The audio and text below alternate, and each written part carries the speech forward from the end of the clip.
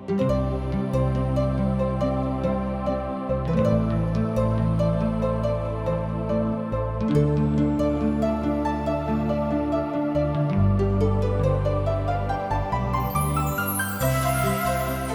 जिंदगी हमके एक के बार मिलेला। जिंदगी बहुते अनमोल हवे। अगर ए जिंदगी के जैसन जिए के चाही वैसे ही नहीं जियत तो जिंदगी नीरस हो जाई। यही खातिर TWR इंडिया जिंदगी के राह कार्यक्रम प्रस्तुत करता कि आपके परमेश्वर के रास्ता में आगे बढ़े में मदद कर सके और आप सब मस्त जिंदगी जी सकें। कृपा करके देखी सुनी जना से परमेश्वर आपकी जिंदगी का रास्ता बतावे वाला ठहरस। प्रिय मित्र, जैसे कि रउआ मालूम होई कि हमने के प्रेरितों के काम नाम किताब के सिलसिलेवार से पढ़ चुकल बानी जा और अब हम रोमियो की पत्री के अध्ययन करे जा रहल बानी। पिछला कार्यक्रम में कुछ मुख्य बात के बारे में विचार विमर्श करे जा रहल बानी। तो आई आज हमनी के यह पत्री के मुख्य विषय पर विचार विमर्श करी जा। रोमियो की पत्री के मुख्य विषय है परमेश्वर के धार्मिकता। और जब पत्री के बारे में बातचीत कल जाई तो हम खुद अधूरा पाइब। ई उ संदेश है जौन की जुग से आदमी के दिहल जा रहल बा। परमेश्वर के धार्मिकता। बड़ा दुख के बात ई बा कि संसार के सुने नहीं के चाह रहल। दूसरा शब्द में कहल जाए एकरा के बड़ा दुख और दर्द के बात बा कि ई बात संसार के लोग नहीं के सुने चाहत और ना ही वो परमेश्वर के धार्मिकता के ग्रहण करे चाहता। प्रिय मित्र, ये बड़ा ही सत्य बा कि आज संसार आदमी की प्रशंसा और महिमा के बखान सुने चाहता जौन की बहुते विशाल क्षेत्र के प्रभावित करता। प्रेरित पौलुस रोमी साम्राज्य के ऐसन बहुते बात से परिचित रहन। उ ए विशाल साम्राज्य के ऐसन नगर सब और उपनिवेश में रहे। उ फिलिपी तथा थिस्सलुनीकी जैसन रोमी नगर में रहे। ऐसे उ रोमी रीति रिवाज नियम कानून व्यवस्था भाषा ढंग तथा सभ्यता से पूरा तरी से परिचित रहन। उ रोमी सड़क पर सिपाही सबसे भेंट कर चुकल रहन।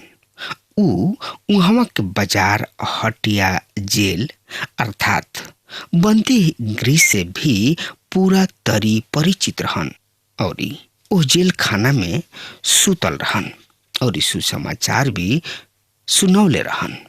यहाँ तक कि वो रोमी नागरिकता के भी लाभ उठौले रहन।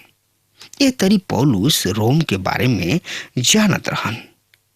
विश्व के ये महान राजधानी के दुविधा बिंदु से उ संसार के भटकल भुलाई लोगन के ई समाचार सुनावे चाहत रहन कि परमेश्वर जगत से ऐसन प्रेम कैलन कि उ आपन एकलौता बेटा दे देले ताकि जे केहू उनका पर विश्वास करी उ नाश ना होई पर अनंत जिंदगी के पाई। प्रिय मित्र, आई अब हमनी के रोमियो के पत्री के अध्ययन करे शुरू करी जा। एकरा से पहले कि हम ए पत्री के अध्ययन शुरू करे जा रहल बानी और हमनी के चाहे कि रउआ पत्री के मुख्य विषय तथा बात सब के परिचित कर ली। मुख्य बात में ई बात बा ए पत्री के लेखक विषय तथा उद्देश्य। हमनी के एह पत्री के लेखक के बारे में कुछ जानकारी रउआ के देव। रोमियो के पत्री के लेखक पौलुस हमें। पौलुस के पत्री के द्वारा हम परमेश्वर के द्रव्य प्रकाशन के एगो अलग तरीका के जान सकब जा। हम यहाँ देख रहल बानी कि परमेश्वर यहोवा आदमी के आपन संदेश देवे खातिर ऐसन बहुते साधन के प्रयोग कइलन। परमेश्वर यहोवा सबसे पहले पेंटाट्यूक तथा पंच ग्रंथ दिहले, जेकरा अंतर्गत व्यवस्था अर्थात मूसा की व्यवस्था आवेला। व्यवस्था के अपना दास मूसा के द्वारा दिहले। तब परमेश्वर कवि सबके ग्रंथ तथा भविष्यवक्ता के किताब प्रदान कइले, जौना से कि आवे वाला समय के तथा युग के अंत तक के बखान कइल गइल बा। तब परमेश्वर यहोवा 4 गो सुसमाचार प्रदान कइलन और अब हम एगो नया खंड पर आवतानी। यह पत्री जेकरा से ज्यादा सबसे पहले पौलुस के द्वारा लिखल गइल बा। ई पत्री जौन की नया नियम में हमने के बा, ई सही में बहुत ही महत्वपूर्ण बात बा। यहाँ तक हमार संबंध बा, ई बहुत व्यक्तिगत बा और एकरा के पढ़ के ऐसन आभास होला कि ई हमनी खातिर या हमरा के ही लिखल गइल बा। और ई पत्री के द्वारा जौन की पौलुस तथा अन्य प्रेरित के द्वारा लिखल गइल बा, प्रभु यीशु व्यक्तिगत रूप से बोलेलन, बातचीत करलन। आज ऐसन बहुते विश्वासी जन के प्रभु जी ये पत्री के द्वारा अपन संदेश दे रहल बड़े। रोमियो के पत्री संसार खातिर महान सुसमाचार के एक घोषणा है, काहे कि प्रेरित पौलुस के खातिर सुसमाचार सर्वभौम तथा एकता के विषय है और रोम उस संसार के केंद्र है जौना में कि संसार के खातिर प्रभु यीशु क्रूस पर आपन प्राण दे दिले। मित्र, रोमियो की पत्री में हम पत्री तथा पत्र दोनों के प्रभाव के देख रहल बानी और ये पत्री के मतलब होला साहित्यकार। रोमियो के नाम के पत्री पौलुस के पत्री कहल जाला। 15 अध्याय के 15 और 16 पद एह तरी से बता रहल बा। सुनी ध्यान से, हम पढ़ रहल बानी। पर हम तोहरा के कुछ विषय पर पुनः याद दिलावे खातिर बड़ा हियाव के साथ लिख ले बानी। ई ओ अनुग्रह के कारण भइल जौन की परमेश्वर हमरा के देले रहन कि गैर यहूदी सब के खातिर मसीह यीशु के सेवक बनी और ई परमेश्वर के सुसमाचार के सेवा याजक के समान करी कि गैर यहूदी रूपी हमार भेंट पवित्र आत्मा से पवित्र कइल जाके ग्रहण कइल जाओ। प्रिय मित्र, यहाँ पौलुस स्पष्ट कर रहल बाने कि हम गैर यहूदी सब के बीच सेवा करे खातिर चुनल गइल बानी। उ इहो बात के बता रहल बाने कि समौन पतरस के इस्राएल जाति के खातिर प्रेरित चुनल गइलन। उदाहरण के तौर तरीका से गलतियन के पत्री में उ कहताने। गलतियों 2 अध्याय के 8 और 9 पद में एह तरी से कह रहल बड़े। सुनी ध्यान से, काहे कि जे पतरस के द्वारा खतना वालन में प्रेरिताई के कार्य प्रभावपूर्ण रीति से कइलन, उहे हमरो से भी गैर यहूदी सब में प्रभावशाली कार्य कइले।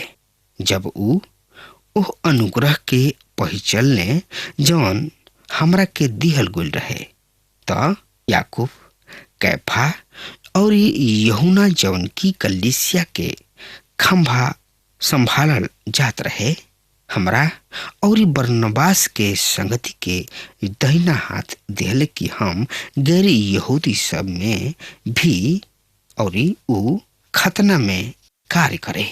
प्रिय मित्र, रुआ देखब कि पौलुस विशेष रूप से अन्य जाति सबके खातिर प्रेरित रहन।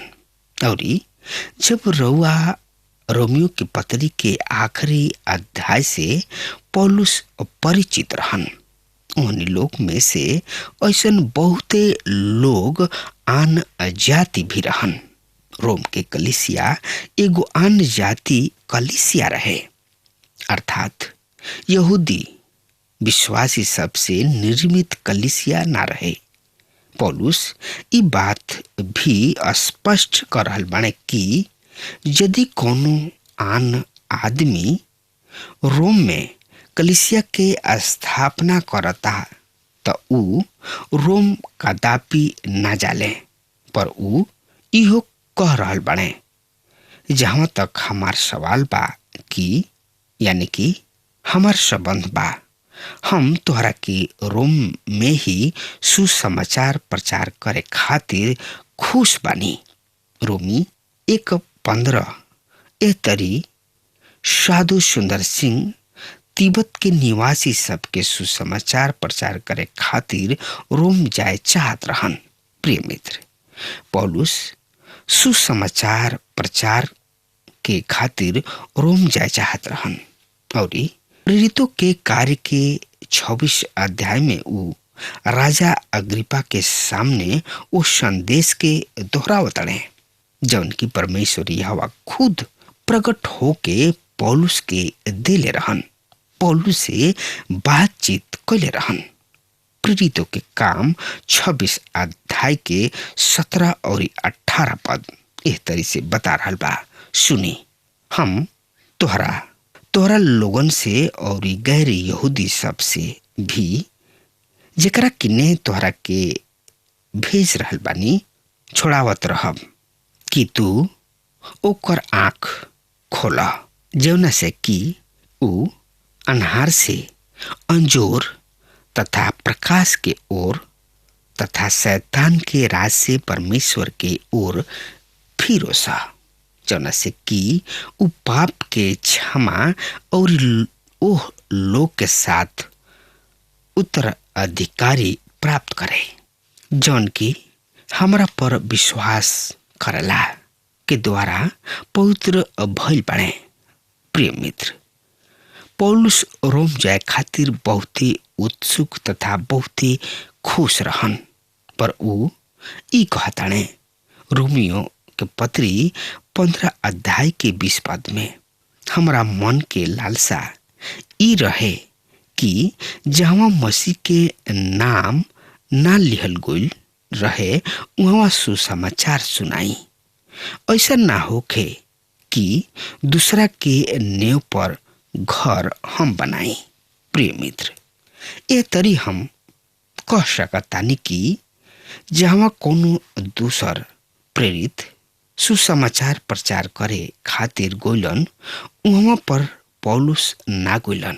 उनका मन के लालसा रहे कि जहाँ सुसमाचार कबहू नइखे सुनावल गइल हम वहाँ जाके सुसमाचार सुनाई। यदि सुसमाचार प्रचारक ये नियम के पालन कर ले तो बहुते जल्दी जगत के छोर तक सुसमाचार पहुंच सकता, पर प्रचारक तैयार खाना के छोड़े के आदि हो गइल बने। जैसे कि हम जानतानी कि पौलुस रोम ना गइलन और जब ऊ गइलन तो एगो आजाद आदमी के रूप में ना गइलन, ऊ एगो किराया के बंदी के रूप में उहाँ गइलन। ऊ एगो घर में रहत रहन और एगो रोमी सिपाही उनका घर पर तैनात रहत रहे। फिर भी रोम में एगो कलीसिया स्थापना भ गइल। ई कैसे भइल? रुआ कहीं की फोन द्वारा या रेडियो द्वारा भइल? मित्र, उस समय में ई सब सुविधा ना रहे। रोम के कलीसिया के स्थापना पौलुस कइले। एकरा में कोनो दू मत नइखे कि पौलुस रोम में कलीसिया स्थापना ना कइलन, पर कैसे कइलन? प्रिय मित्र, रोम एगो बहुते आकर्षण नगर रहे और पौलुस रोम कबहू ना गइल रहन और एकरा अलावा कोनो दूसर प्रेरित भी उहवा ना गइलन। फिर भी उहवा कलीसिया अस्तित्व में आ गइल। इ त सही में आश्चर्यजनक बात बा कि इ कैसे संभव भइल। रउआ एह सवाल के जवाब देता नहीं। प्रिय मित्र, प्रेरितों के काम के नाम के किताब के अध्ययन से रउआ एकर ज्ञान भगल होई कि पौलुस अपना यात्रा के समय ऐसन बहुते रोमी नगर में भ्रमण कइले। उस समय रोमी साम्राज्य के विस्तार बहुते अधिक रहे और उ जहाँ गोलन ऐसन बहुते पुरुष औरत अगुआ संपर्क में अइलन और उ परमेश्वर के अनुग्रह के सुसमाचार के बारे में सुनौले और मसीह पर विश्वास ले अइले और एहनी लोग में से ऐसन बहुते लोग रोम पहुंच गए। प्रिय मित्र, पौलुस की इच्छा रहे कि जहाँ पर सुसमाचार नहीं के सुनावल गई वहाँ पर हम जाई और प्रभु यीशु के बारे में सुसमाचार सुनाई। उनकर बोझ रहे कि प्रभु के बारे में लोग के कैसे बताई। प्रिय मित्र, अगर हमार बात रउआ सुन रहल बानी तो ध्यान से सुन ली। ई बात रउओ अंदर में होके के चाहिए, काहे कि केवल पौलुस के ही सुसमाचार सुनावे के नहीं खे। रउआ और रउआ परिवार के लोग के भी काम बा कि एह सच्चा प्रभु यीशु मसीह के बारे में लोगन के बतावल। जब रउआ लोगन के बताई तो लोग प्रभु यीशु मसीह के जनिए और आपन उद्धारकर्ता के राह के बारे में उन्हें लोग के मालूम हुई और रउआ इने उन्हें ना भटकब लेकिन सच्चा राह पर चल पड़ब। ऐसे अगर हमार बात रउआ अच्छा लगता तो आजुए यही घड़ी प्रभु के सुसमाचार लोगन तक सुनाई जहाँ प्रभु यीशु मसीह के प्रचार नहीं के भइल। प्रिय मित्र, अब हमार समय खत्म हो रहा बा, तब तक खातिर रउआ हमरा के आज्ञा देही। परमेश्वर रउआ के और रउआ परिवार के बहुत ही आशीष देस। आमीन। हमके विश्वास बा कि ई कार्यक्रम आप सब खातिर फायदेमंद सिद्ध भइल हुई। हम चाहतनी कि आप सब आपन आपन आशीष हमरों से बांटी। अगर आप सबके लगे बाइबल से चाहे आपकी निजी जिंदगी से क्यों सवाल होके चाहे क्यों समस्या खातिर प्रार्थना करावे चाहतनी तो हमारी फोन नंबर पर जरूर संपर्क करें। परमेश्वर आप सबके बहुत आशीष प्रदान करें और आज का दिन आप खातिर सुखद बनावे।